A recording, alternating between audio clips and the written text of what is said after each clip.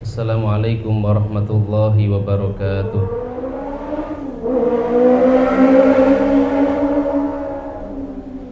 Hamdan katsiran thayyiban mubarakan fih kama yuhibbu rabbuna wa yardah.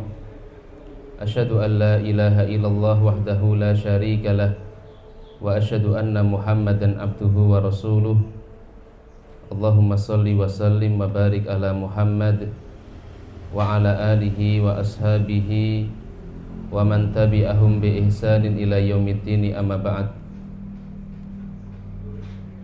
Yaqulullahu ta'ala fil Qur'anil Karim, a'udzu billahi minasyaitonir rajim.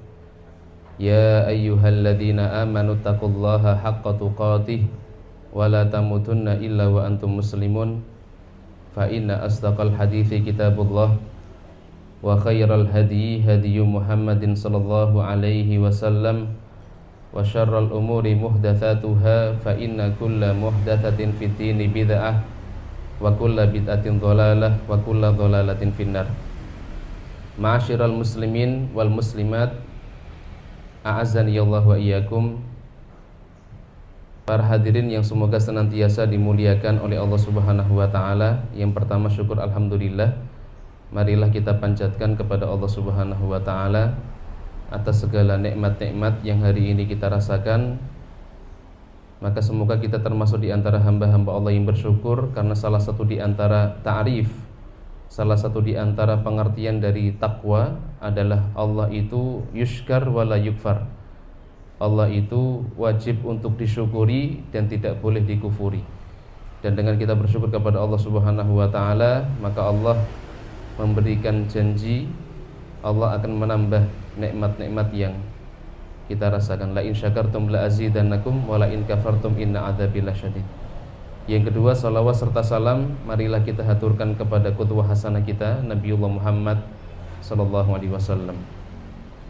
Para ikhwah, para hadirin yang semoga senantiasa dimuliakan oleh Allah, di kesempatan pagi hari ini insyaallah kita akan melanjutkan pembahasan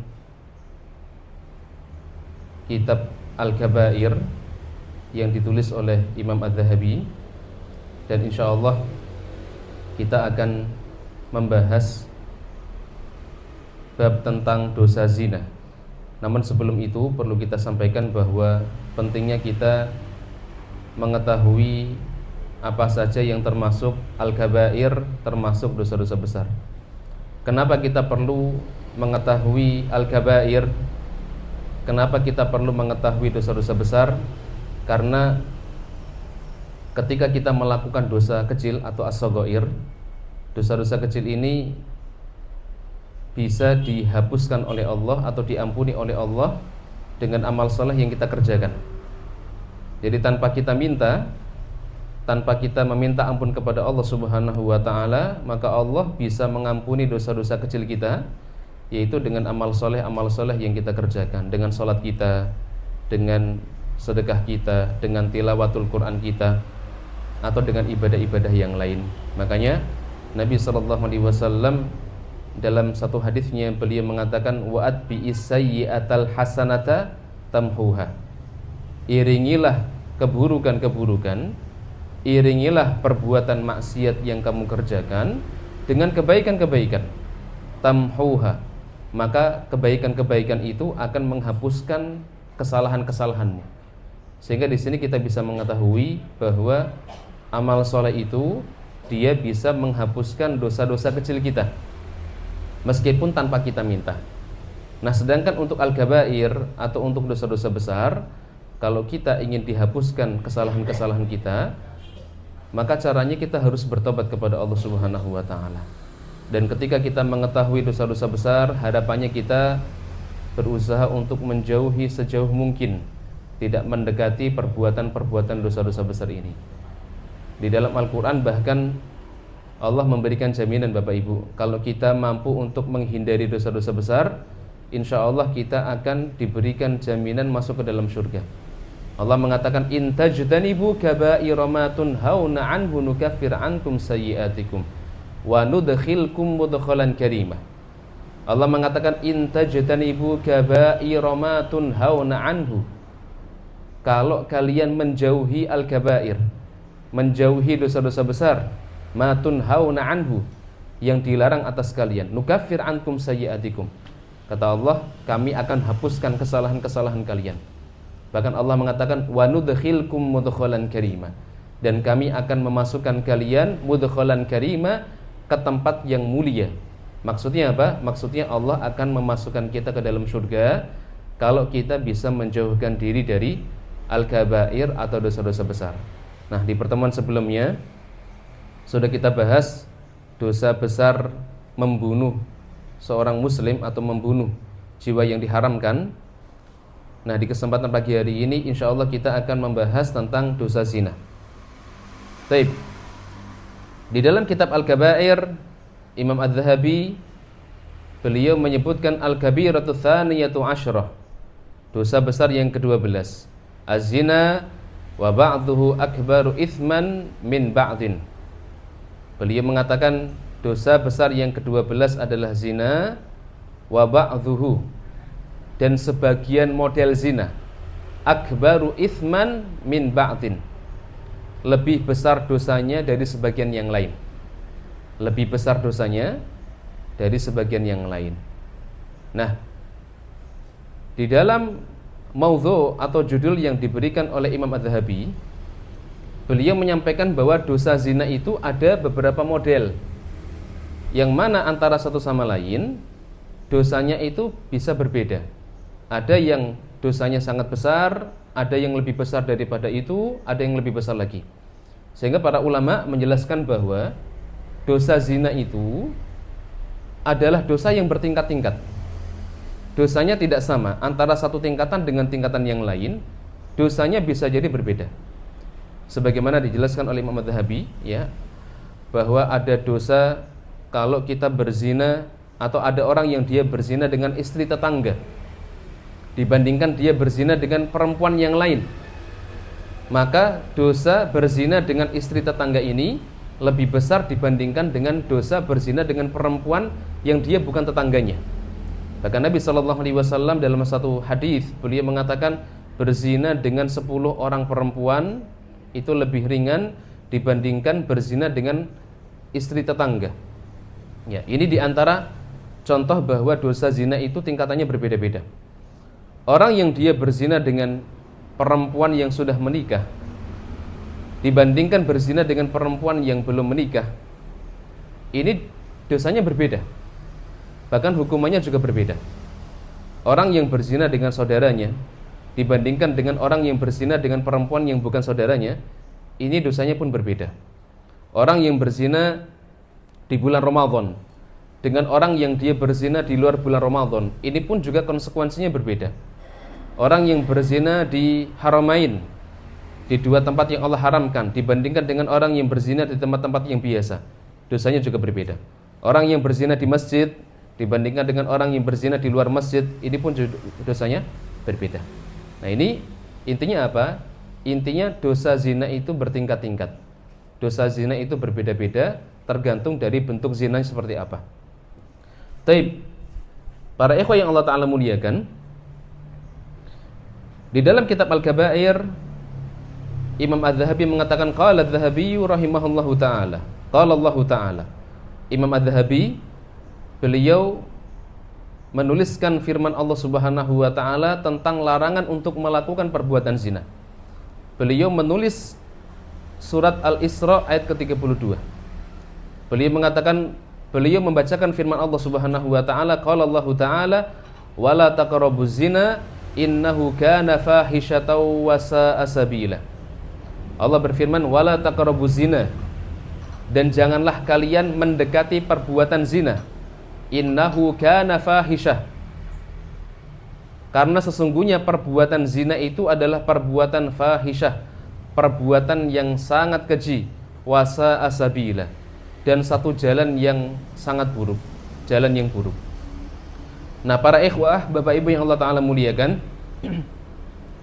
di dalam ayat ini, ya, jelas Allah Subhanahu wa Ta'ala mengharamkan kita untuk melakukan perbuatan zina. Bahkan bukan hanya sekedar diharamkan untuk melakukan, Allah di dalam ayat ini bahkan melarang kita, mengharamkan kita untuk taqrabuz zina, mendekati perbuatan zina. Jadi Allah menggunakan kalimat wala taqrabu, janganlah kalian mendekati. Jadi mendekati saja tidak boleh, apalagi melakukannya atau mengamalkannya. Nah, Sa'di di sini ketika beliau menjelaskan ayat ini, beliau mengatakan wan nahyu an qurbanihi ablagu minan nahyi an mujarradi fi'lihi. Beliau mengatakan apa? Larangan untuk mendekati zina itu lebih ablag, lebih mengena minan nahyi, daripada hanya sekedar larangan an mujarradi fi'lihi, daripada hanya sekedar larangan untuk mengerjakannya atau melakukannya. Sehingga tingkatannya ini, larangannya ini lebih kuat atau lebih besar. Kenapa? Li'anna dzalika yashmal an-nahya an jami'i muqaddimatihi wa dawa'ihi. Kata As-Sa'di, beliau mengatakan ketika Allah Subhanahu wa taala menggunakan kalimat wala taqrabu, janganlah kalian mendekati, maka larangan di sini adalah larangan yang mencakup seluruh muqaddimah zina. Hal-hal yang bisa mengantarkan kepada zina atau faktor-faktor yang bisa menyebabkan zina ini diharamkan di dalam agama Islam. Makanya seorang muslim dia dilarang melakukan hal-hal yang bisa menjadi faktor pemicu zina. Misalkan apa Ustadz? Misalkan berkholwat, atau mungkin mohon maaf pacaran, atau mungkin mengucapkan kalimat-kalimat kepada perempuan yang dia bukan istrinya dengan kalimat menggoda misalkan, dan lain sebagainya. Maka hal ini diharamkan atau dilarang di dalam agama Islam. Kenapa? Karena Allah Subhanahu wa taala menggunakan kalimat wala taqrabu, janganlah kalian mendekati. Sehingga semua hal yang bisa mengantarkan kepada zina itu diharamkan di dalam agama Islam. Fa inna man hama haulal hima yushiku an yaqa fihi. Dan barang siapa yang dia mengembalakan di kawasan daerah yang terlarang, rumput yang terlarang, maka dia dikhawatirkan bisa masuk ke dalam wilayah yang bukan menjadi haknya tadi.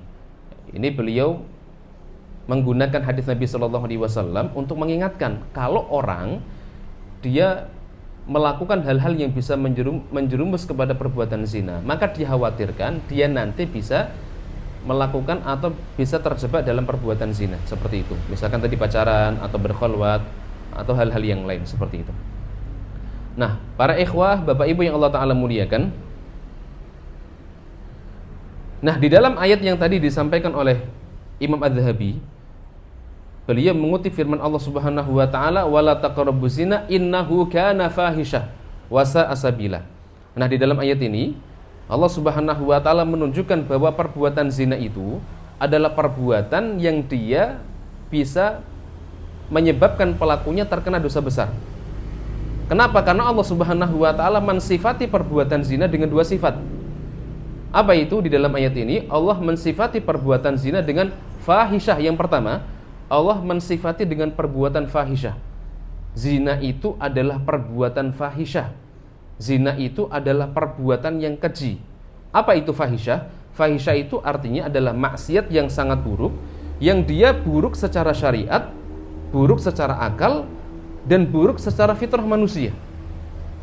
Sehingga perbuatan zina itu Bapak Ibu yang Allah Ta'ala muliakan adalah perbuatan yang dia buruk secara syariat. Secara syariat dia dianggap perbuatan yang buruk. Secara akal dia juga dianggap perbuatan yang buruk. Dan secara fitrah manusia, zina itu juga dianggap perbuatan yang buruk. Zina dianggap buruk secara syariat. Kenapa? Karena dia melanggar hak Allah Subhanahu wa Ta'ala. Allah mengharamkan kita untuk melakukan perbuatan zina. Ternyata pelaku zina melanggarnya. Maka pelaku zina dia melanggar hak Allah. Kemudian zina dianggap melanggar syariat, melanggar akal atau fitrah manusia, karena orang yang dia melakukan perbuatan zina, dia telah melanggar hak wanita atau hak perempuan. Perempuan yang harusnya dinikahi, yang harusnya dihalalkan, ternyata dia zinahi, dia gauli tanpa proses pernikahan yang sah di dalam syariat. Ya. Dan dia juga melanggar hak seorang suami. Suami punya hak atas istri. Ternyata istrinya dizinai sama laki-laki yang dia tidak memiliki hak atas istri tersebut atau atas perempuan tersebut. Maka zina itu juga melanggar hak suami atau hak laki-laki. Ya. Kemudian zina itu juga melanggar hak keluarga. Kenapa? Karena ketika orang dia melakukan perbuatan zina, kemudian ketahuan, maka nama baik keluarganya ini akan tercemar. Dan dia akan merusak rumah tangga. Betapa banyak rumah tangga yang rusak karena zina, karena selingkuh dan lain sebagainya. Dan zina ini Bapak Ibu yang Allah Ta'ala muliakan, ini merupakan hal yang bisa membuat nasab seseorang ini menjadi rancu. Anak dari hasil zina, atau ketika ada seorang perempuan dia berzina dengan laki-laki yang lain yang dia bukan suaminya, kemudian tanpa diketahui oleh suaminya sehingga melahirkan seorang anak, maka anak ini nasabnya menjadi rancu. Suaminya mengira bahwa ini adalah anaknya. Suaminya mengira bahwa ini adalah darah dagingnya, padahal si anak ini bukan darah dagingnya. Sehingga membuat nasab ini menjadi rusak, ya. Dan masih banyak kerusakan-kerusakan yang lain yang disebabkan karena zina. Makanya Allah Subhanahu wa Ta'ala mengatakan fahisyah. Orang yang dia melakukan perbuatan zina, kemudian dia melahirkan anak, maka anaknya ini tidak bisa dinasabkan kepada ayahnya, sehingga nasabnya hanya bisa dinisbatkan kepada ibunya. Dia tidak mendapatkan hak waris, ya. Bahkan ketika menikah, ya, dia juga tidak bisa memiliki wali. Walinya siapa? Walinya adalah wali hakim. Atau kalau dia menikah dengan laki-laki yang lain, punya anak laki-laki, ya, dengan cara pernikahan yang sah, baru mungkin anak laki-lakinya bisa menjadi wali ketika perempuan itu menjadi seorang janda, ya. Jadi intinya zina ini adalah perbuatan yang sangat keji, perbuatan yang merusak. Secara syariat itu bertentangan dengan syariat, secara akal bertentangan dengan akal, dan secara fitrah manusia itu juga bertentangan dengan fitrah, ya. Oleh karenanya Bapak Ibu yang Allah Ta'ala muliakan, di zaman Nabi Sallallahu Alaihi Wasallam pernah ada seorang pemuda yang dia pengen zina. Dia pengen zina. Subhanallah, pemuda ini ketika dia pengen zina, dia minta izin kepada Rasulullah Sallallahu Alaihi Wasallam. Disebutkan dalam hadis Abu Umamah Al-Bahili radhiyallahu ta'ala anhu, beliau mengatakan inna fatan syaban atan nabiyya sallallahu alaihi wasallam. Ada seorang pemuda yang dia mendatangi Rasulullah sallallahu alaihi wasallam. Faqala, kemudian pemuda ini bertanya kepada Rasulullah, "Ya Rasulullah, idzan li bizina." Rasul, izinkan aku Rasul untuk melakukan perbuatan zina. Fa aqbalal qaumu alaihi fazajarahu. Maka orang-orang kemudian mendekati laki-laki ini, fazajaruhu, kemudian menghardik, memaki, ya. Orang-orang memaki laki-laki ini. Wa qalu mah. Kemudian orang-orang para sahabat yang mendekati laki-laki ini mengatakan mah, stop, berhenti, ya. Faqala, maka Nabi sallallahu alaihi wasallam mengatakan udunu, fadana minhu qariban. Rasulullah sallallahu alaihi wasallam kemudian memanggil pemuda ini, kamu sini mendekat, ya. Akhirnya pemuda ini kemudian mendekat ke arah Rasulullah sallallahu alaihi wasallam. Qala fajalasa. Ya, akhirnya kemudian laki-laki ini duduk di samping Nabi sallallahu alaihi wasallam. Kemudian Nabi sallallahu alaihi wasallam bertanya kepada laki-laki yang pengen zina ini. Ya. Rasulullah mengatakan atuhibbuhu li ummika? Apakah kamu senang kalau ibumu itu dizinai? Qala la. Kemudian laki-laki ini mengatakan tidak, wallahi ja'alani Allahu fida'aka. Tidak, demi Allah wahai Rasulullah, yang mana Allah Subhanahu wa Ta'ala menjadikanku sebagai tebusanmu. Qala walan nasu yuhibbunahu li ummatihim. Begitu pula orang-orang yang lain, mereka tidak suka kalau seandainya ibunya itu dizinai. Maka Nabi sallallahu alaihi wasallam mengatakan, qala afatuhibbuhu li ibnatik. Apakah kamu senang, kamu mau kalau anak perempuanmu itu dizinai? Qala la. Maka laki-laki ini pemuda ini mengatakan tidak. Wallahi ya Rasulullah ja'alani Allah fida'aka.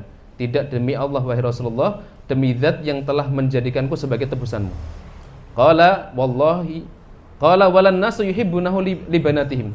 Maka Nabi mengatakan begitu pula orang-orang itu tidak mau kalau anak-anak perempuannya itu dizinai. Qala atuhibbuhu li ukhtik. Rasul kemudian bertanya lagi, apakah kamu senang kalau saudara perempuanmu itu dizinai? Qala la wallahi ja'alani Allah fida'ak.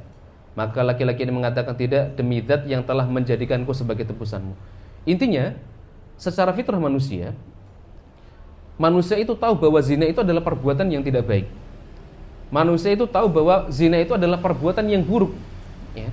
Karena kalau seandainya ada orang yang dia senang zina, kemudian dia mengetahui bahwa ibunya dizinai, saudarinya dizinai, anak perempuannya dizinai, maka dia pun juga akan tidak rela ketika keluarganya dizinai, ya.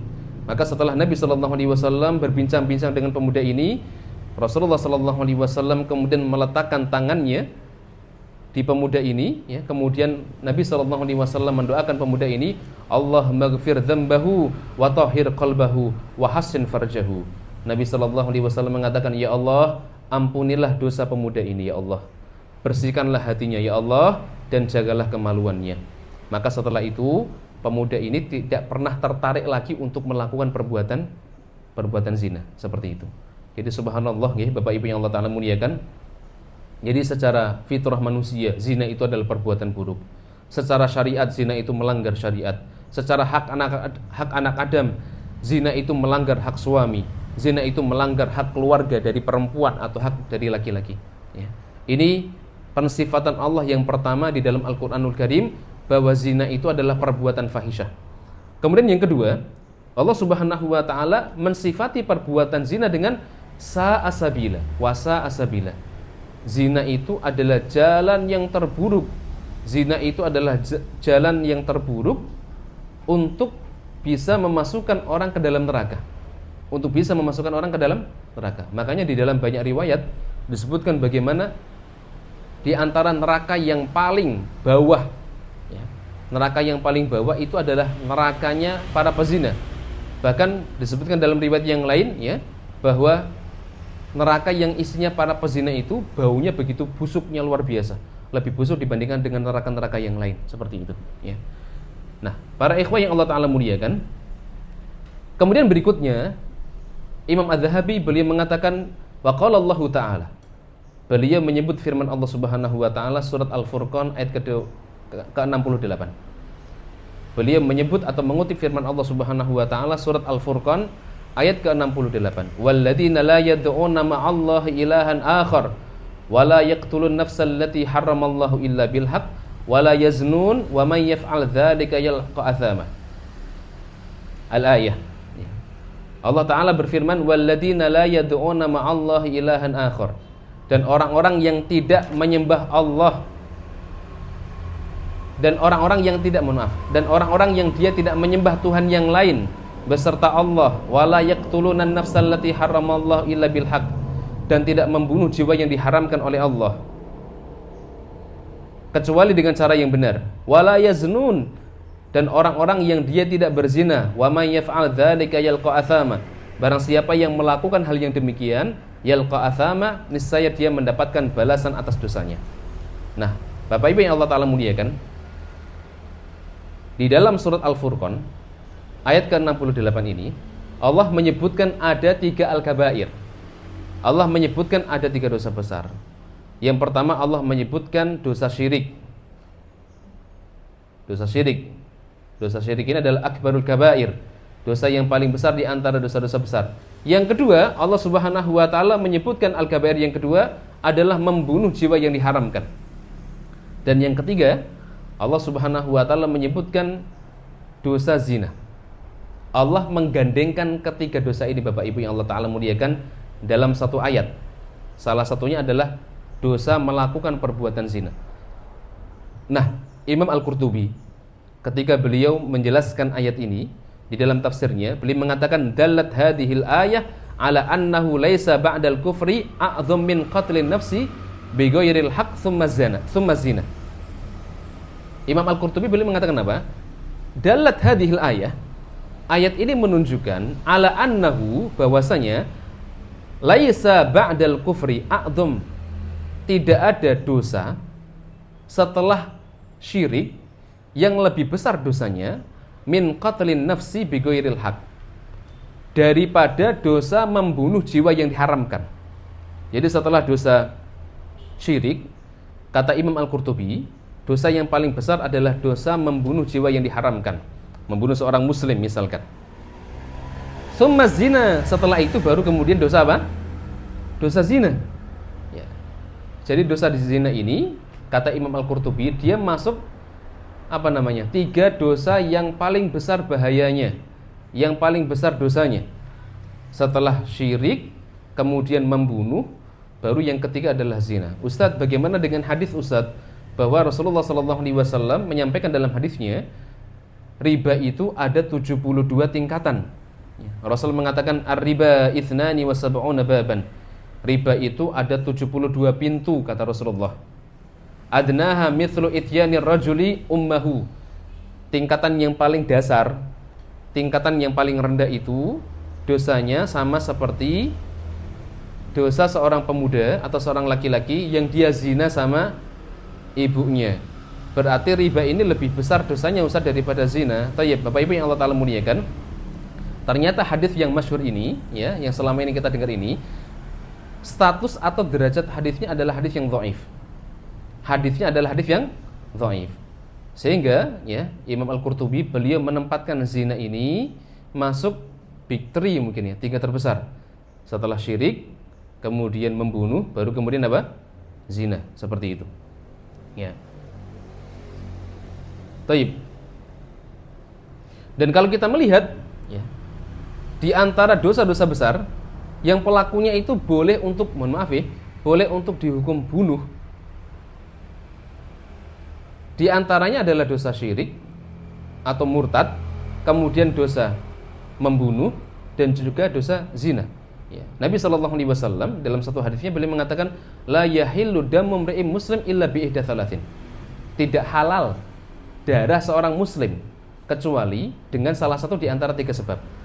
Hukum asalnya darah seorang muslim itu nggak boleh ditumpahkan kecuali kalau seorang muslim itu melakukan salah satu di antara 3 hal ini.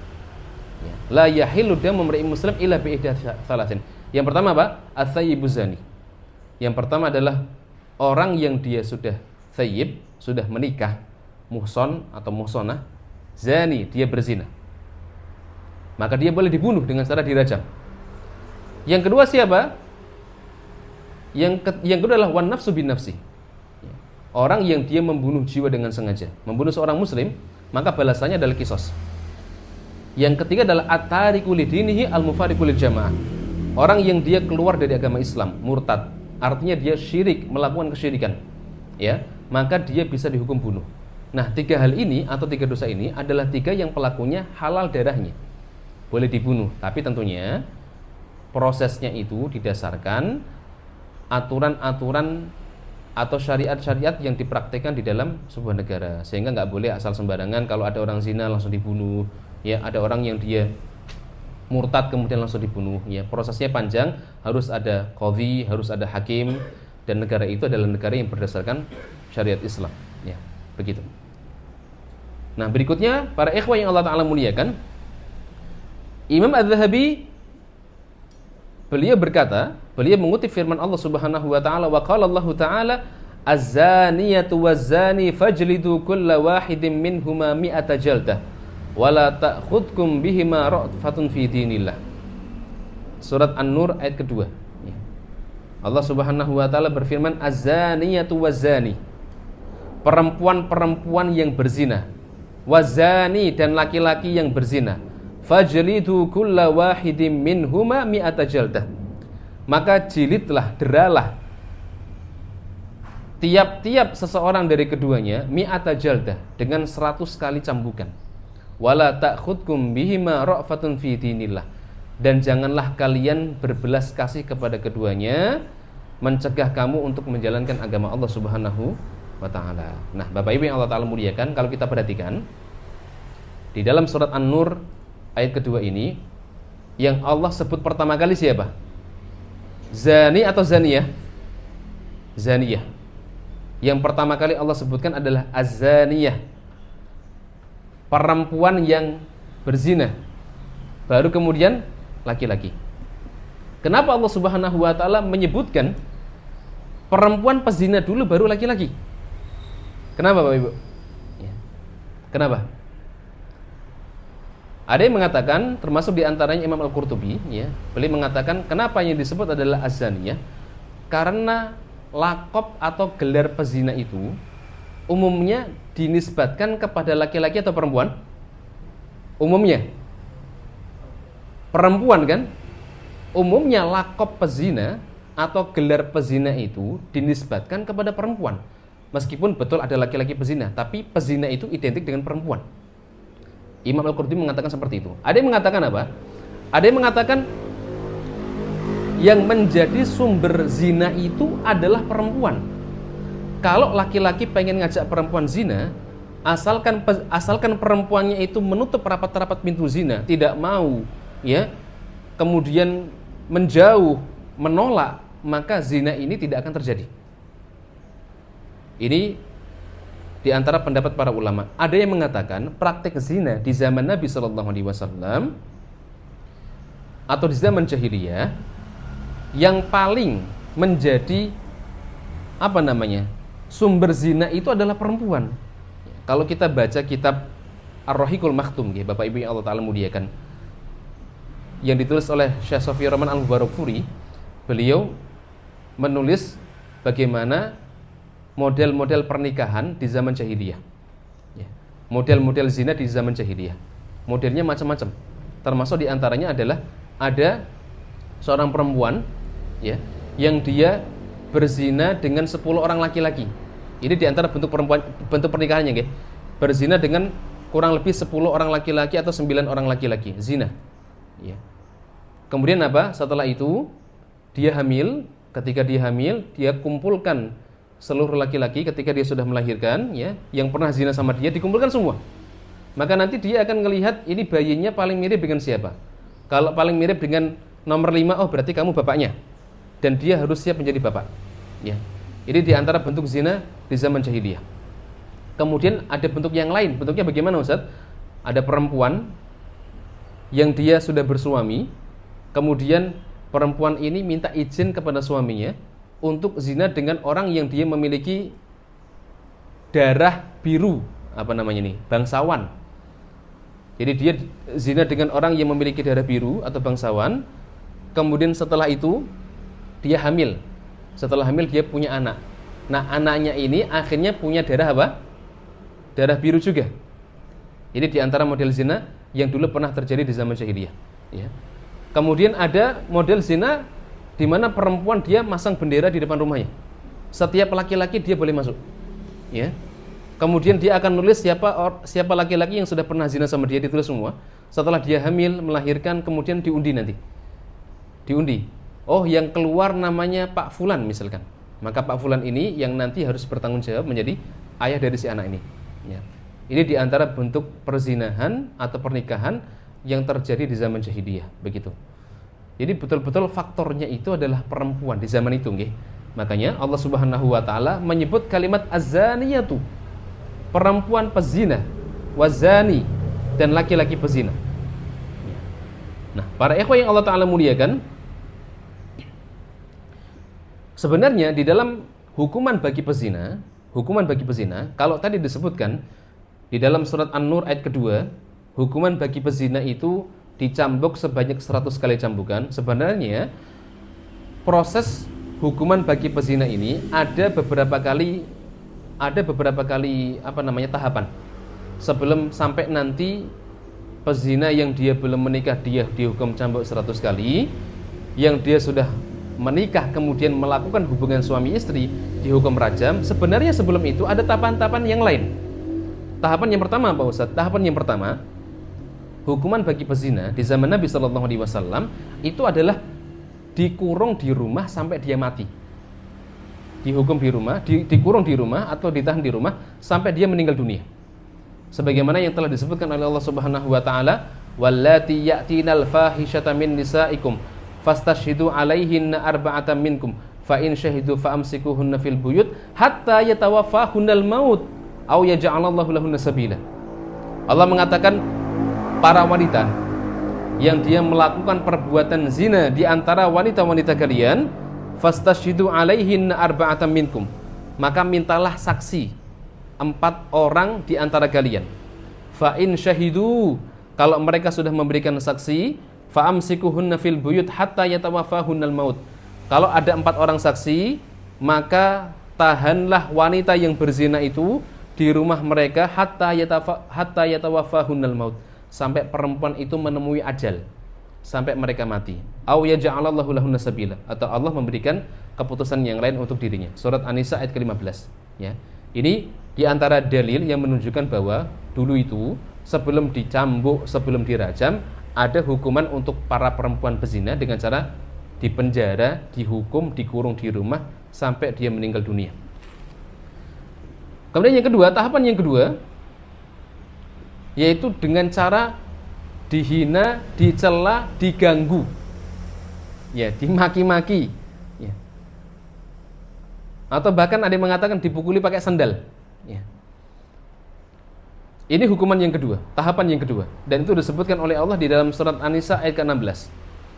Apa kata Allah? Walladzani ya'tiyaniha minkum fa'adhuhuma fa in taba wa aslaha fa'aridhu anhuma innallaha kana tawwabar rahima. Allah mengatakan jika ada dua orang di antara kalian yang melakukan perbuatan zina, maka berilah adza fa'adhuhuma.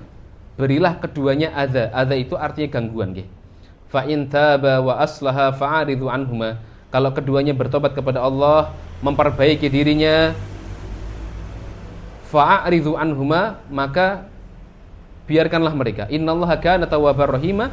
Sesungguhnya Allah adalah zat yang Maha penerima tobat lagi Maha penyayang. Nah, kalimat al-adza, gangguan di sini, Imam Al-Qurtubi beliau menyampaikan beberapa pendapat, ya. Ada yang mengatakan adza di sini, gangguan di sini, ada yang mengatakan dia dicela atau dia dimaki-maki dengan cara yang kasar. Ya, ada yang mengatakan dia dipukul dengan sendal, ya, dipukul dengan sendal. Seperti perkataannya Abdullah bin Abbas, ya. Abdullah bin Abbas berkata, ya, beliau mengatakan di antara hukuman bagi perempuan atau laki-laki pezina itu selain dicela, dimaki-maki, itu dipukul pakai sendal, ya. Begitu. Ini hukuman dulu, ya. Baru kemudian masuk di tahapan yang ketiga, yaitu dicambuk sebanyak 100 kali. Dicambuk sebanyak 100 kali. Dan ini awalnya berlaku untuk muhson maupun ghair muhson. Berlaku untuk yang muhson, yang sudah menikah dan sudah digauli oleh suaminya, ataupun yang ghair muhson. Ghair muhson itu yang belum menikah, atau dia sudah menikah tapi belum pernah disentuh sama suami, maka dia masuk di dalam ranah ghair muhsan. Hukumannya apa? 100 kali cambukan. Azaniyatu wazani fajlidu kulla wahidin minhuma mi'ata jaldah. Perempuan pezina dan laki-laki pezina, maka cambuklah mereka sebanyak 100 kali cambukan, ya. Kemudian yang keempat, baru kemudian dibedakan antara yang muhsan dengan yang ghair muhsan. Yang muhsan, ya, yang dia sudah menikah, maka ada hukuman khusus. Yang dia belum menikah, maka dia ada hukuman khusus yang lain. Begitu. Baik, kita akan coba bahas hukuman untuk yang muhsan dan yang ghair muhsan. Bapak Ibu yang Allah Ta'ala muliakan, kita akan bahas dulu, ya, hukuman pezina bagi yang ghair muhsan, yang dia belum menikah sama sekali, atau dia yang sudah menikah tapi belum pernah dikumpuli, ya. Jadi makna muhsan itu Bapak Ibu, bukan berarti orang yang sudah menikah itu semuanya dikatakan muhsan. Muhsan itu adalah man wati'a imra'atahu fi qubuliha fi nikahin sahihin wa yakfi tagyibul hasyafah au qadriha. Kata Al-Mardawi, beliau mengatakan muhsan itu man wati'a imra'atahu, seorang laki-laki yang ngumpuli istrinya, fi qubuliha, di bagian kemaluannya, fi nikahin sahihin, dengan pernikahan yang sahih, wa yakfi tagyibul hasyafah au qadriha, atau mohon maaf nggih, cukup dengan memasukkan kemaluannya, kemaluan istri, ini sudah disebut dengan muhsan. Berarti kalau ada laki-laki dan perempuan yang dia sudah menikah, kemudian dia belum pernah kumpul, setelah itu cerai, akhirnya laki-laki ini atau perempuan ini kemudian zina, maka dia tidak bisa dikatakan sebagai muhsan. Kenapa? Karena meskipun dia sudah menikah, dia belum dicampuri sama pasangannya. Istrinya belum pernah dicampuri sama suami, suaminya belum bercampur sama istri. Yang pertama, untuk yang dia ghair muhsan, ya, untuk yang dia belum menikah atau menikah tapi belum pernah kumpul, maka hukuman hadnya adalah dia dicambuk sebanyak 100 kali. Dicambuk sebanyak 100 kali. dan diasingkan selama 1 tahun. Dicambuk sebanyak 100 kali dan diasingkan selama 1 tahun. Diasingkan ini maksudnya bagaimana Ustaz? Dia diusir atau dipindahkan dari tempat asalnya sejauh perjalanan yang sudah dihitung safar. Kita itu sudah bisa dihitung safar kalau melakukan perjalanan berapa kilo Bapak Ibu? Berapa kilo? 80 km. Berarti kalau ada laki-laki, perempuan yang dia berzina, yang dia ghairu muhson, maka selain dia dicambuk 100 kali, dia diusir dari tempat asalnya sejauh minimal 80 kilo. Berarti kalau Semarang, orang Semarang, dia diusir kemana ini? Jogja, Solo sudah 80 kilo? Sudah, berarti boleh dia diasingkan ke Jogja, boleh diusir ke Solo. Ke arah barat Pekalongan sudah belum? Sudah? Belum? Brebes ya, ke arah Brebes Pekalongan ya. Atau ke arah timur mungkin arah Rembang ya. Itu sudah 80 kilo sudah. Rembang ya? Sudah ya, sudah. Ya. Maka hukumannya adalah 100 kali cambukan. Dalilnya apa Ustaz? Dalilnya adalah dalil secara umum tadi surat An-Nur ayat kedua, az-zaniyatu waz-zani fajlidu kulla wahidin minhum mi'ata jaldah. Ya. Selain itu Nabi sallallahu alaihi wasallam beliau juga mengatakan al-bikru bil bikri. Ya. Al-bikru bil bikri jaldu mi'atin wa nafyu sanatin. Nabi sallallahu alaihi wasallam dalam hadis yang diriwayatkan Bukhari Muslim, beliau mengatakan al-bikru bil bikri. Perjaka dengan perempuan, hukumannya apa? Jaldu mi'atin, 100 kali cambukan, wa nafyu sanatin, dan diasingkan selama 1 tahun. Diasingkan selama 1 tahun. Ya. Apakah pernah terjadi Ustaz di zaman Nabi sallallahu alaihi wasallam seorang pemuda yang dia berzina kemudian diasingkan oleh Nabi sallallahu alaihi wasallam? Pernah. Jadi pernah terjadi di zaman Nabi sallallahu alaihi wasallam. Di dalam satu hadis yang diriwayatkan oleh Imam Muslim dari sahabat Abu Hurairah, diceritakan bahwa ada 2 orang laki-laki yang lagi bersengketa Bapak Ibu. 2 laki-laki ini mengadu kepada Rasulullah sallallahu alaihi wasallam. Laki-laki yang pertama mengatakan, "Ya Rasulullah, wahai Rasulullah, berikanlah keputusan kepada kami sesuai dengan kitabullah. Berikanlah keputusan kepada kami sesuai dengan kitabullah." Ya. Kemudian datang laki-laki yang lain, ya, yang dia merasa lebih faqih, ya. Kemudian dia mengatakan, "Benar wahai Rasulullah, berikanlah kepada kami keputusan yang sesuai dengan kitabullah." Kemudian laki-laki ini meminta izin kepada Rasulullah untuk berbicara. Ya. Maka Rasul mengatakan, "Silakan, takallam, berbicara." Ya. Akhirnya laki-laki ini mengatakan, "Rasul, anak saya itu kerja dengan bapak ini. Anak saya kerja dengan bapak ini. Dan ternyata anak saya itu, Rasul, zina dengan istrinya bapak ini." Berarti sama istri bosnya. Ya. Kemudian akhirnya orang-orang itu memberikan keputusan, memberikan masukan kepada saya supaya saya itu nebus hukuman untuk anak saya dengan memberikan atau berinfak 100 ekor domba plus saya membebaskan 1 orang budak. Jadi hukuman untuk anak saya ini, kata orang-orang ini ya, itu bisa diganti dengan 100 ekor domba dan membebaskan 1 orang budak. Maka Nabi sallallahu alaihi wasallam kemudian mengatakan, "Walladzi nafsi biyadihi la aqdiyanna bainakuma bi kitabillah." Rasul mengatakan, demi zat yang jiwaku ada di tangannya, la aqdiyanna bainakuma bi kitabillah. Saya akan memutuskan perkara di antara kalian berdua bi kitabillah, dengan kitabullah. Rasul mengatakan, "Al-walidatu wal ghanamu raddun." Budak tadi dan gonam tadi, 100 ekor unta, raddun, tak kembalikan, dikembalikan. Wa ala ibnika jaldu mi'atin wa taghribu amin. Pak, untuk anakmu hukumannya adalah jaldu mi'atin, 100 kali cambukan, wa taghribu amin, dan diasingkan selama 1 tahun. Rasul mengatakan, "Ughdu ya Unais ilam ra'ati hadza fa ini tarafat farjumha." Rasul mengatakan, "Unais, kamu kamu silakan pergi, datangi perempuan ini, datangi istri bos ini, ya, istri bapak ini, tanyakan ke dia, apakah dia zina ataukah tidak. Kalau dia ngaku zina, farjumha, maka rajamlah dia. Rawahu Muslim, hadis ini diriwayatkan oleh Imam Muslim. Nah, dari hadis ini Bapak Ibu yang Allah Ta'ala muliakan, kita bisa mengambil beberapa kesimpulan hukum. Yang pertama, hukuman bagi laki-laki yang dia belum menikah atau perempuan yang belum menikah, yang dia berzina adalah dicambuk 100 kali dan diasingkan selama 1 tahun. Ya, kecuali bagi perempuan. Kalau perempuan, seandainya dia ada mahram yang bisa menemani, maka dia diasingkan selama 1 tahun. Tapi kalau nggak ada mahramnya, maka dia tidak bisa diasingkan. Kemudian yang kedua, hukuman bagi perempuan yang dia berzina atau laki-laki yang berzina, yang dia sudah punya suami, yang dia sudah menikah, hukumannya adalah rajam. Kenapa? Karena Rasulullah menyuruh kepada Unais, ya, untuk merajam perempuan yang berzina tadi kalau dia ngaku, farjumha. Ya.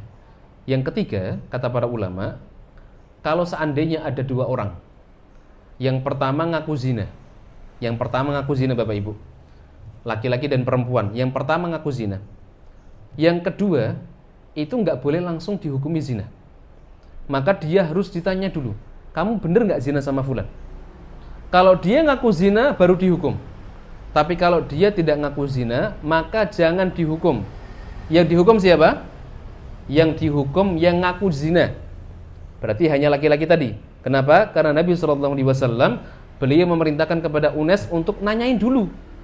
Rasul mengatakan, "Ughdhu ya Unais ila mru'ati hadza." Unais, kamu datangi istri laki-laki ini, tanyakan dia. Fa ini tarafat farjumha, kalau dia ngaku baru dirajam. Maka para ulama mengambil kesimpulan, kalau si perempuannya itu nggak ngaku, maka jangan dirajam atau jangan dihukum. Yang dihukum hanya yang ngaku saja. Meskipun akhirnya dalam hadis ini disebutkan perempuan ini akhirnya ngaku. Kalau dia zina sama siapa tadi? Pemuda yang kerja sama suaminya tadi, begitu. Akhirnya dia dirajam oleh Rasulullah SAW, begitu. Taib.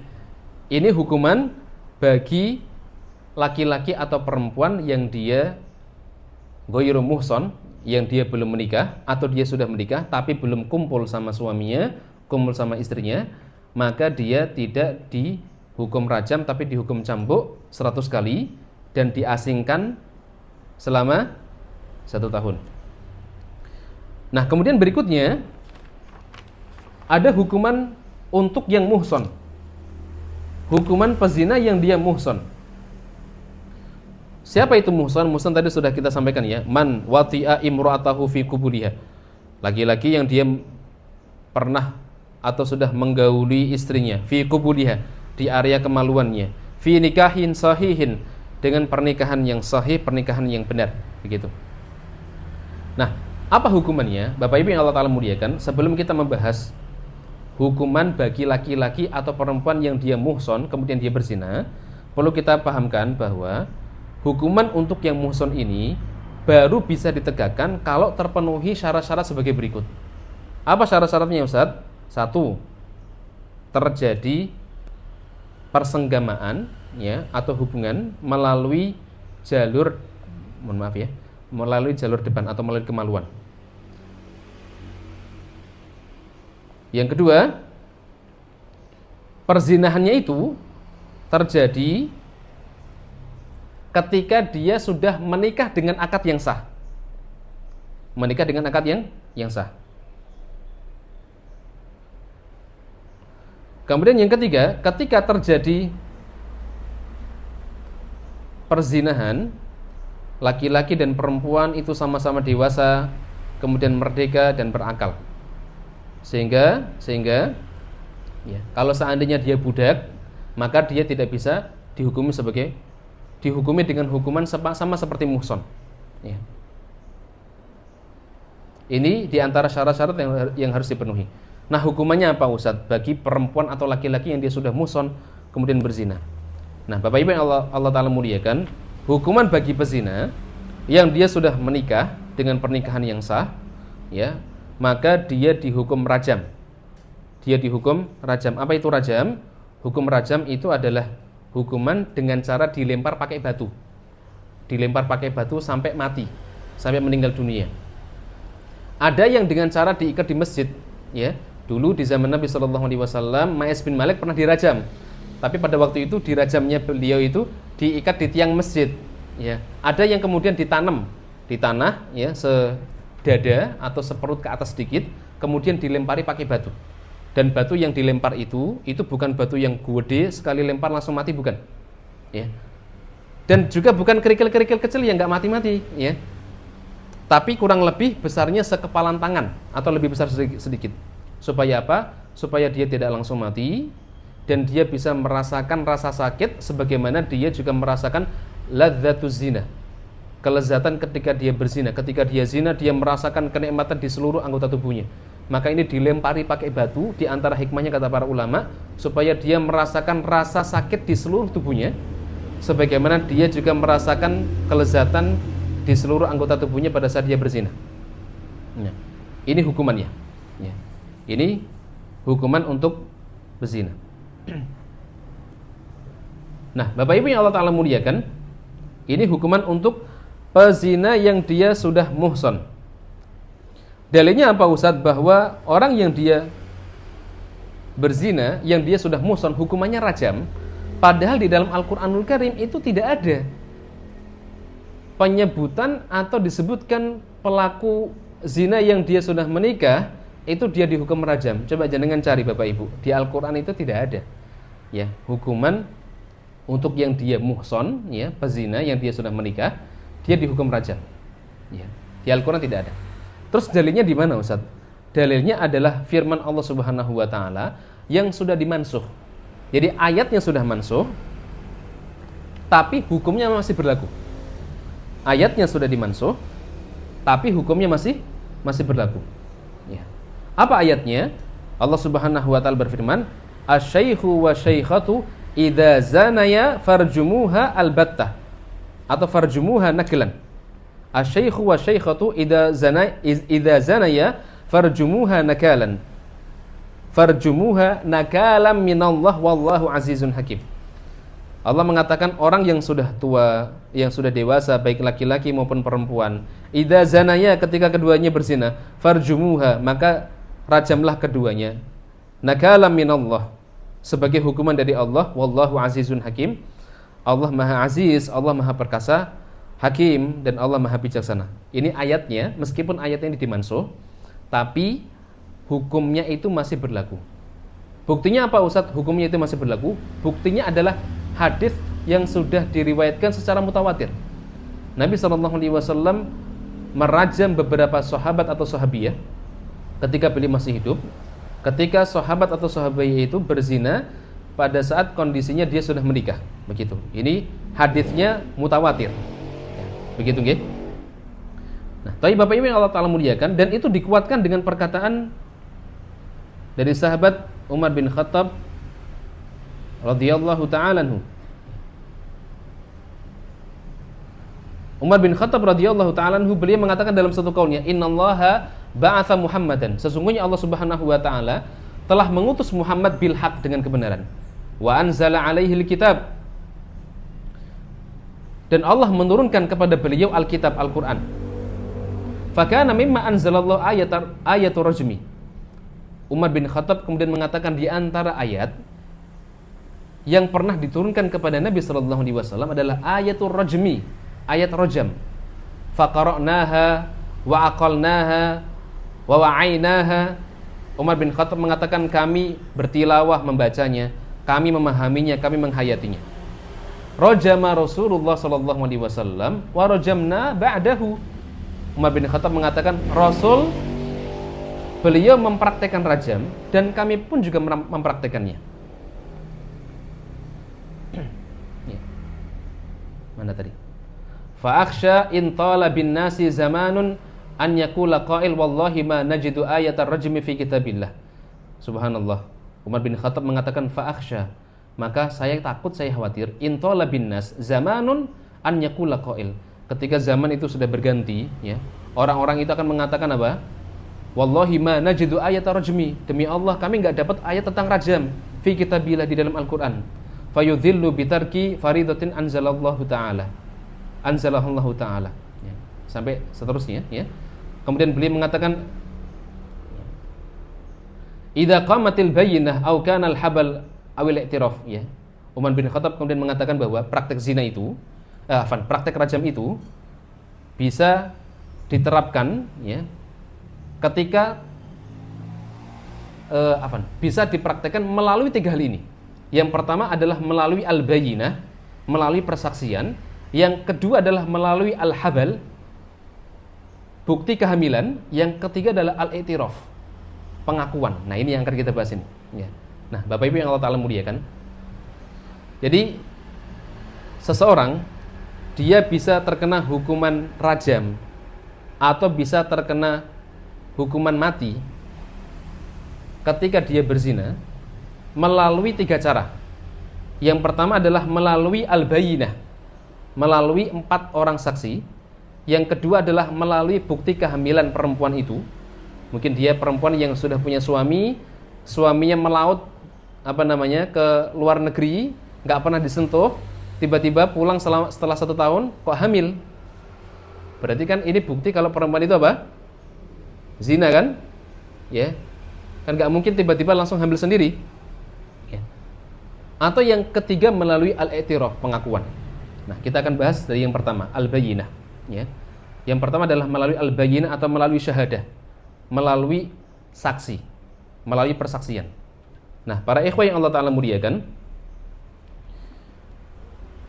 terkait dengan cara untuk menghukumi pelaku zina dengan cara persaksian atau syahadah, maka syaratnya harus ada 4 orang saksi dan semuanya adalah laki-laki. Tidak boleh salah satu di antara saksinya adalah perempuan, nggak boleh. Jadi misalkan saksinya 3 laki-laki, yang satunya perempuan, ini nggak bisa diterima. Semuanya harus 4 orang laki-laki. Atau saksinya hanya 3 kurang 1, nggak boleh. Bahkan nggak boleh macam-macam berusaha untuk membawa ke ranah hakim atau qadhi. Misalkan 3 orang datang ke qadhi, kemudian bersaksi bahwa ini orang zina, wahai hakim. Ini nggak bisa. Bahkan bisa dihukumi al-qadhf. Apa itu al-qadhf? Al-qadhf itu nuduh zina. Kalau ada orang yang dia melakukan al-qadhf, nuduh zina, maka dia bisa terkena hukuman balik. Apa hukumannya? Dicambuk sebanyak 80 kali cambukan. Makanya Bapak Ibu hati-hati kalau misalkan ada tetangga yang mungkin barangkali ya, naudzubillah, mungkin tetangganya sering bawa masuk laki-laki ke rumahnya. Jangan sampai keluar dari lisan kita, oh itu perempuan pezina, oh itu ibu pezina, oh itu wanita pezina. Hati-hati ya. Kita bisa terkena hukuman qadhf ya, bisa dihukum cambuk balik itu ya, kalau syariat Islam ditegakkan begitu ya. Jadi persaksiannya harus persaksian 4 orang laki-laki yang betul-betul melihat proses perzinahannya. Mohon maaf, seperti benang yang dimasukkan ke dalam lubang jarum atau ember yang dimasukkan ke dalam sumur.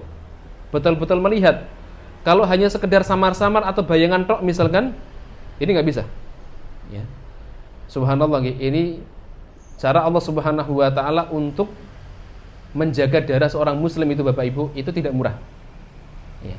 Allah memberikan syarat yang luar biasa ketat terkait dengan proses saksi zina. Makanya kata Syekhul Islam Ibnu Taimiyah, beliau mengatakan tidak pernah ada di zaman Nabi SAW sampai zaman beliau. Beliau mengatakan begini Bapak Ibu, lam yathbut az-zina bi tariqi syahadah min fajril Islam ila waqtihi.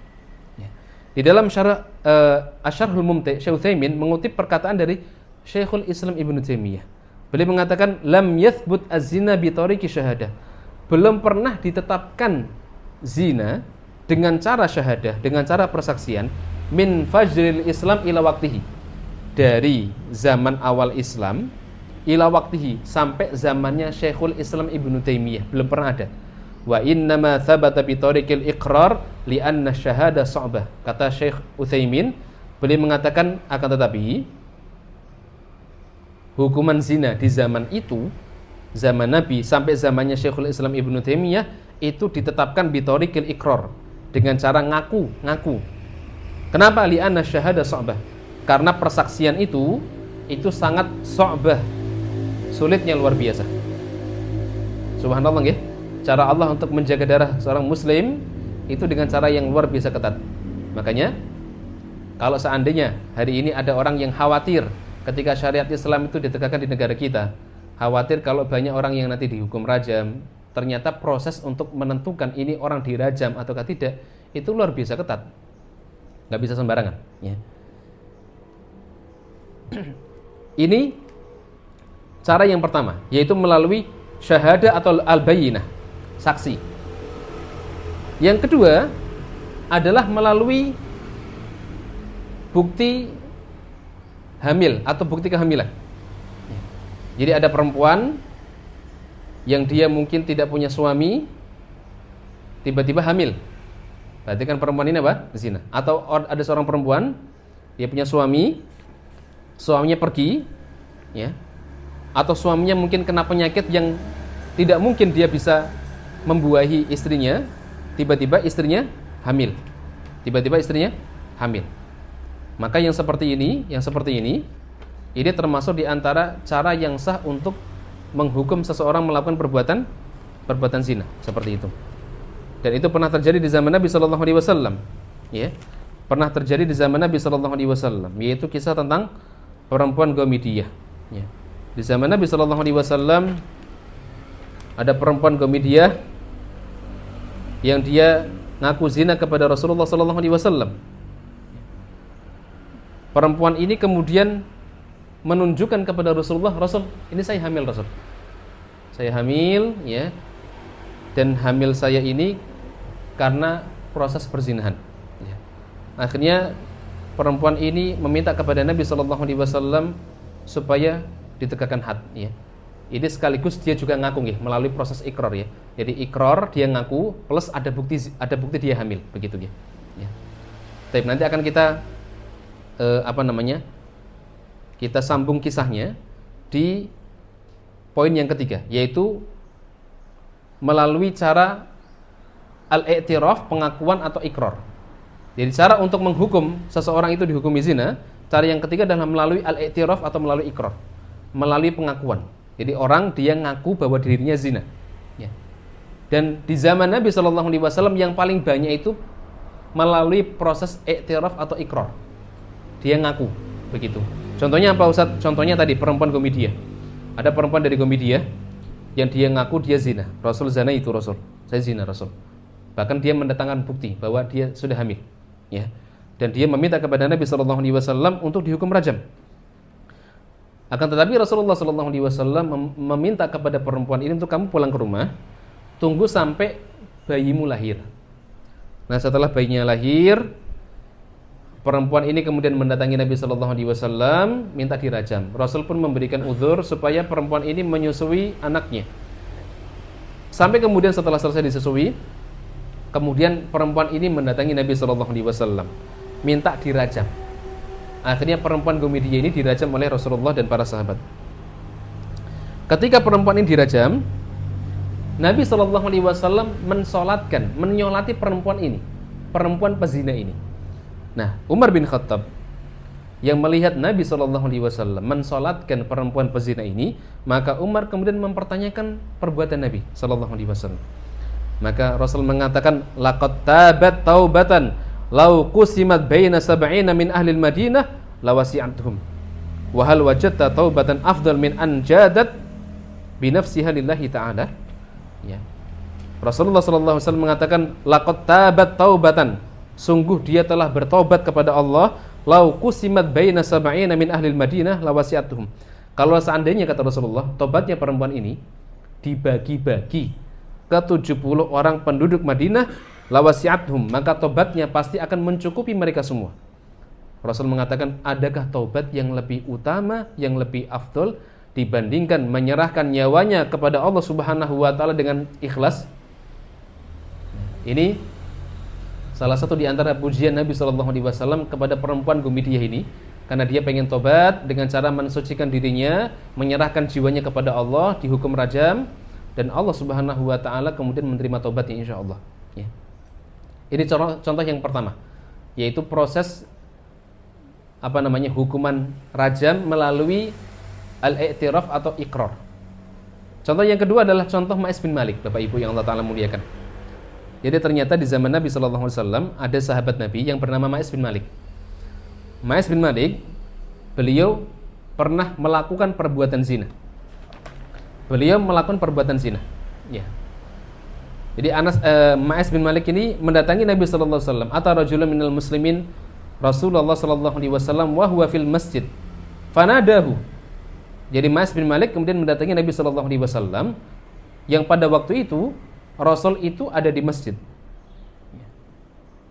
Akhirnya Ma'is bin Malik kemudian memanggil Rasulullah sallallahu alaihi wasallam, "Ya Rasulullah, inni zanaitu." Rasul, saya zina Rasul. Ya. Fa'aradu anhu, subhanallah.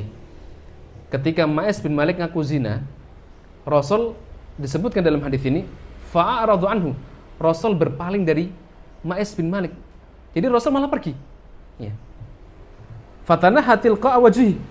Akhirnya laki-laki ini kemudian ngejar Rasulullah, kemudian berkata di hadapan Nabi sallallahu alaihi wasallam, faqala ya Rasulullah inni zanaitu. Rasul, saya itu zina Rasul. Fa'aradu anhu. Rasul pun berpaling, ditinggal. Ya. Hatta sana dzalika alaihi arba'a marrat, sampai laki-laki ini kemudian Ma'is bin Malik itu mengucapkan sampai 4 kali, Rasul saya zina Rasul, sampai 4 kali. Falamma syahida ala nafsihi arba'a syahadat. Nah, ketika laki-laki ini sudah bersaksi atas dirinya 4 kali, da'ahu Rasulullah sallallahu alaihi wasallam faqala abika jununun. Ya. Akhirnya setelah ngaku 4 kali, Rasulullah sallallahu alaihi wasallam kemudian bertanya kepada laki-laki ini, panggil ditanya. Apa kata Nabi? Rasul mengatakan, abika jununun. Kamu gila apa bi? Kamu gila. Ya. Maka laki-laki mengatakan, qala la, enggak Rasul, saya enggak gila. Faqala fahal ahsanta, apakah kamu sudah muhson, sudah menikah? Dalam riwayat yang lain, fahal syaribtal khamr, kamu mabuk enggak? Enggak Rasul, ya. Rasul bertanya lagi, fahal ahsanta, kamu muhsin enggak? Muhson enggak? Sudah nikah? Qala na'am. Faqala Nabi sallallahu alaihi wasallam idhabu bihi farjumuhu. Maka Nabi sallallahu alaihi wasallam kemudian memerintahkan kepada para sahabat, udah kamu bawa Ma'is, rajam dia. Ya, rajam dia. Akhirnya, ya, dalam sebuah riwayat disebutkan Ma'is bin Malik akhirnya dirajam oleh para sahabat. Ya. Dia diikat, ya, diikat di sebuah tiang, ya. Dia mengatakan tiang masjid, ya, diikat. Setelah itu dilempar pakai batu. Nah, ketika dilempar pakai batu, ternyata Ma'is ini merasakan sakit luar biasa. Sakit, akhirnya dia lari, Bapak Ibu. Dia nggak tahu caranya bagaimana, ikatannya lepas, ya. Akhirnya dia lari, ya. Ketika dia lari, maka Abdullah bin Unais kemudian mengejar Ma'is bin Malik. Setelah itu sahabat-sahabat yang lain, ya, itu juga mengejar. Akhirnya Abdullah bin Unais kemudian ngelempar Ma'is bin Malik pakai tulang betis onta. Dilempar, kemudian akhirnya dia meninggal dunia, Ma'is bin Malik ini. Nah, setelah meninggal dunia, Abdullah bin Unais kemudian mendatangi Rasulullah SAW. Beliau mendatangi Nabi SAW, kemudian menceritakan, Rasul, tadi Ma'is itu ketika kami rajam Rasul, ternyata dia lari Rasul. Ya, kemudian setelah lari tak kejar, tak lempar pakai betis tulang unta, sampai kemudian meninggal dunia. Maka Nabi SAW beliau mengatakan, halla taraktumuhu la'allahu an yatuba fayatuballahu alaihi. Subhanallah. Rasul mengatakan begini, Pak, Bu, ya. Halla taraktumuhu. Kenapa kamu tidak membiarkan dia lari saja? La'allahu an yatuba. Bisa jadi dia tobat, fayatuballahu alaihi. Kemudian Allah menerima tobatnya. Rawah Abu Dawud. Hadis ini diriwayatkan oleh Abu Dawud. Nah, Bapak Ibu yang Allah Ta'ala muliakan, dari kisah ini ada pelajaran yang menarik yang bisa kita ambil, ya. Di antara pelajarannya apa, Ustaz? Di antara pelajarannya, selain tadi hukuman bagi muhson yang sudah menikah, kemudian dia zina, ngaku, maka dia dihukum rajam, ada pelajaran yang lain. Apa pelajarannya? Para ulama mengatakan begini, Bapak Ibu. Kalau ada seseorang yang dia sudah ngaku zina, ketika dia ngaku, mau dihukum, mungkin mau dicambuk, atau mungkin mau dirajam, setelah itu dia menarik kembali pengakuannya, maka dia tidak boleh dihukum cambuk atau dihukum rajam. Tidak boleh dihukum cambuk atau dihukum rajam. Nanti bisa dilihat di Syarah Riyadhus Shalihin Syekh Utsaimin ya. Jadi kalau ada orang yang dia sebelumnya ngaku, aku zina. Setelah dia ngaku mau dirajam, mungkin ngetip batu gede-gede, takut ya. Akhirnya dia, maaf, saya nggak zina, saya ngapusi, saya bohong ya. Maka hukumnya adalah dia dihukum yang terakhir, maka dia tidak boleh dihukum rajam seperti itu ya. Ini diantara hukuman yang pernah terjadi di zaman Nabi SAW melalui al-i'tiraf, pengakuan atau al-iqrar begitu. Nah berikutnya Imam Az-Zahabi beliau mengatakan waqala Allah Ta'ala az-zani la yankihu illa zaniyatan aw musyrikah wa zaniyatu la yankihuha illa zanin aw musyrik wa hurrima dzalika 'alal mu'minin. Nah, ini penting ini. Surat An-Nur ayat ketiga. Allah Ta'ala berfirman az-zani la yankihu illa zaniyatan aw musyrikah. Laki-laki yang berzina tidaklah menikahi kecuali adalah perempuan yang pezina. Aw musyrikah, atau perempuan musyrik. Wa zaniyatu la yankihuha illa zanin. Perempuan yang pezina itu juga tidak menikahinya kecuali laki-laki pezina atau musyrik atau laki-laki musyrik. Wa hurrima dzalika 'alal mu'minin, dan dia diharamkan atas orang-orang mukmin. Perempuan-perempuan pezina itu tidak boleh dinikahi oleh orang-orang mukmin. Nah, tapi Bapak Ibu yang Allah Ta'ala muliakan, mungkin sekilas kalau kita membaca ayat ini, kita mengambil kesimpulan hukum berarti kalau ada orang yang dia berzina itu nggak boleh dinikahi kecuali sama orang yang pezina juga. Atau kalau ada perempuan yang dia berzina berarti nggak boleh dinikahi sama laki-laki mukmin. Mungkin sekilas kita memahami begitu. Nah, untuk memahami lebih detail ya dan pendapat para ulama, kita lihat dulu asbabun nuzulnya. Ini ayat asbabun nuzulnya seperti apa? Nah, Bapak Ibu yang Allah Ta'ala muliakan, ayat ini memiliki asbabun nuzul. Apa asbabun nuzulnya? Asbabun nuzulnya itu mengkisahkan tentang sahabat Nabi yang bernama Marthad bin Abi Marthad Al-Ghanawi radhiyallahu ta'ala anhu. Nah, Marthad bin Abi Marthad ini sebelum beliau masuk Islam, beliau itu punya Pak? Pacar atau teman perempuan, punya kekasih. Yang dia juga perempuan, yang dia adalah perempuan pezina. Dia adalah perempuan pezina sebagaimana diriwayatkan oleh Amr bin Shu'aib radhiyallahu ta'ala anhu. Dari bapaknya, dari kakeknya ya. Anna Marthad bin Abi Marthad Al-Ghanawi kana yahmilul usara bi Makkah. Jadi Marthad bin Abi Marthad itu pernah membawa tawanan ke Mekah. Wa kana bi Makkah bagiyun ya. Wa kana bi Makkah bagiyun. Dan di Makkah itu ada seorang wanita pezina. Yuqalu laha anakun. Perempuan pezina ini disebut dengan anak, namanya anak. Wa kanat sadiqatahu, dan anak ini dulunya adalah teman perempuannya Marthad bin Abi Marthad.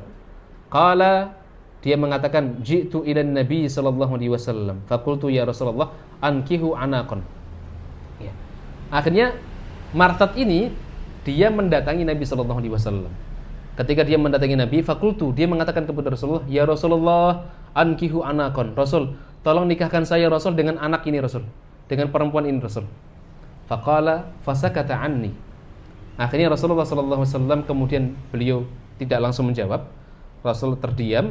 Fanazalat, akhirnya turunlah ayat wazaniyatu la yankihuha illa zanin aw musyrik. Ya.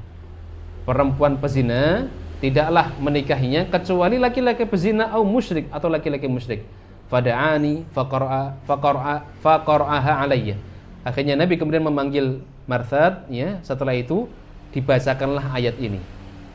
Wa qala la tankihha. Nabi mengatakan kamu jangan menikahi anak, kamu jangan menikahi laki-laki ini, begitu. Ya. Nah, dalam riwayat yang lain disebutkan bahwa anak ini, perempuan pezina ini, ketika melihat Marthad, ya, ketika melihat Marthad, ternyata perempuan ini ngajak Marthad zina. Sampai dia mengatakan marhaban wa ahlan halumma fabid indana lailah. Perempuan ini mengatakan, selamat datang, ya marhaban wa ahlan, halumma fabit indana lailah. Marsad, sini yuk, kamu bermalam yuk sama diriku di rumah ini yuk. Jadi perempuan ini ngajak Marsad untuk zina. Tapi Marsad kemudian mengatakan, ya anak, haramallahu zina. Ya anak, Allah telah mengharamkan perbuatan zina, begitu. Jadi asbabun nuzulnya itu adalah Marsad, seorang mukmin, dilarang Nabi SAW menikahi perempuan pezina tadi. Ya, begitu. Nah, bagaimana dengan status kalau seandainya ada perempuan yang dulu berzina, kemudian dia bertobat kepada Allah Subhanahu wa taala, Ustaz? Apakah dia boleh dinikahi oleh laki-laki mukmin? Wallahu ta'ala bisawab, ya. Ada yang mengatakan dia boleh dinikahi oleh laki-laki mukmin ketika dia sudah tobat dari zinanya. Tapi wallahu ta'ala bisawab. Ini masih